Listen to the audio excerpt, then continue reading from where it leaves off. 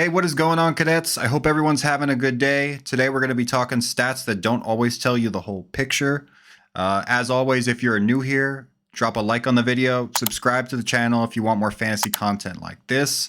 But now that that's out the way, let's jump right into it.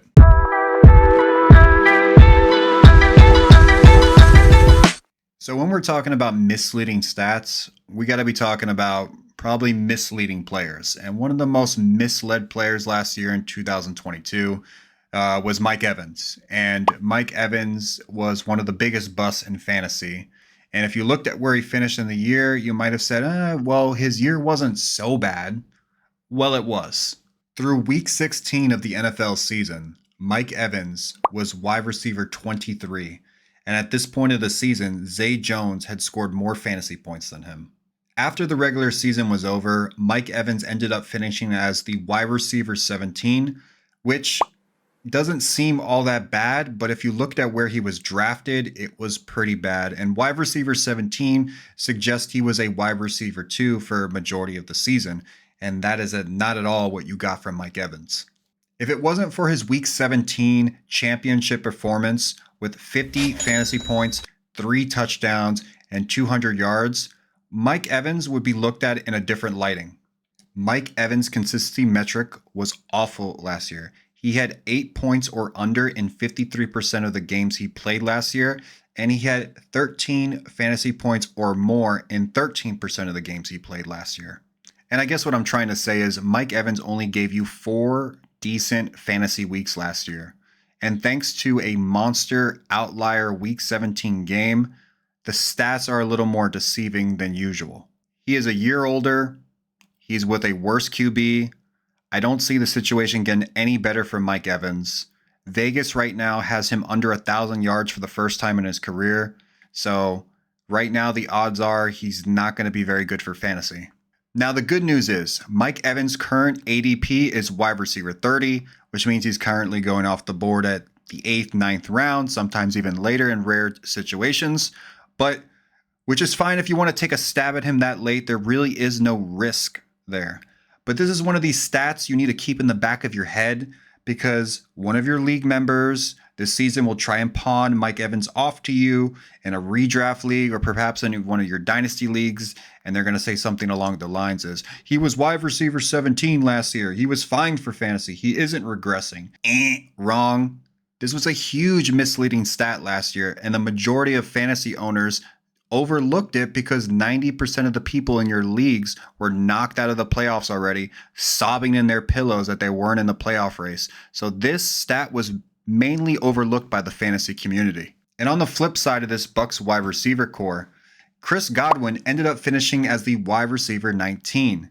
He only had 2 games where he didn't crack double-digit fantasy points. And really only 1 game if you don't count week 18 like the majority of us. And if you do play in week 18, I'm so sorry for you. But all jokes aside, Chris Godwin was so consistent week in and week out for you. Mike Evans finishes wide receiver 17. Chris Godwin finishes wide receiver 19. And despite the difference in total points, I would much rather have the consistency of Chris Godwin than the inconsistency of Mike Evans.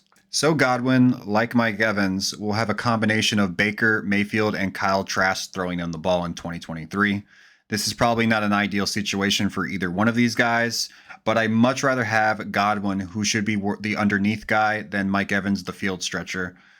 Truly, wide receiver 19 didn't do Chris Godwin any justice because he is currently going off the board in 2023 in redraft leagues as wide receiver 31. You guessed it, right behind Mike Evans. I have no problem if you want to take a shot on Mike Evans or Chris Godwin in the 8th or 9th round of your redraft leagues. There really is zero risk there. I am just here. I am the man of the people. I'm giving you all the information you need to succeed in 2023. Another guy we're going to be talking about that had some misleading stats is Jalen Waddle. Now, he was one of the most explosive players in 2022, and that shouldn't change much going into 2023. The highs were high, the lows were very low with Jalen Waddle. Waddle finished inside the top 15 only 6 times last year. And some people might see that Jalen Waddle was a top 10 wide receiver last year and not hesitate on drafting him in the second round of fantasy drafts. But before you do that, I just want you to know that Waddle, 50% of the games he played last year, he did not score 15 fantasy points. So over half of the year, Jalen Waddle gave you dud performances. Now, to be fair, his inconsistent play on the field was partly because of Tua's injuries and the lack of Tua being on the field. But you have to bake that Tua injury risk into Jalen Waddle's ADP as well. Waddle is a guy I'll probably pass on in the second round and look for a much more consistent player with a better floor. And I think you should too. And the final guy and misleading stat we're going to be talking about today is going to be Joe Mixon. Right now, Joe Mixon is being drafted as the running back 15. He's going off the board in the 4th and 5th round in most drafts, which is insanity because his worst finish as a starter in this league was running back 13. I think part of Joe Mixon's ADP staying so low is because of the legal issues earlier in the year and him possibly being cut by this team. But now that's all kind of been sorted out with Joe Mixon, and the Bengals are going to have him be a starter for 2023.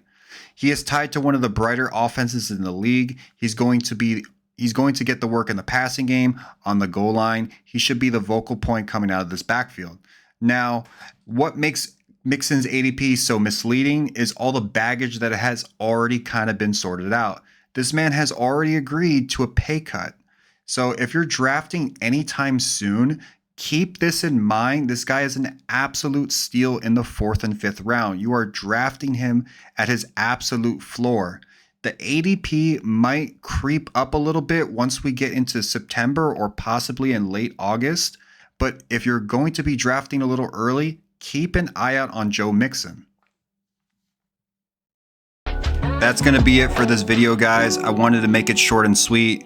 Do me a favor, if you have not done so already, drop a like on this video, subscribe to the channel if you love fantasy football. It really does go a long way for me, so I do appreciate it. But thanks for watching. I will see you in the next video.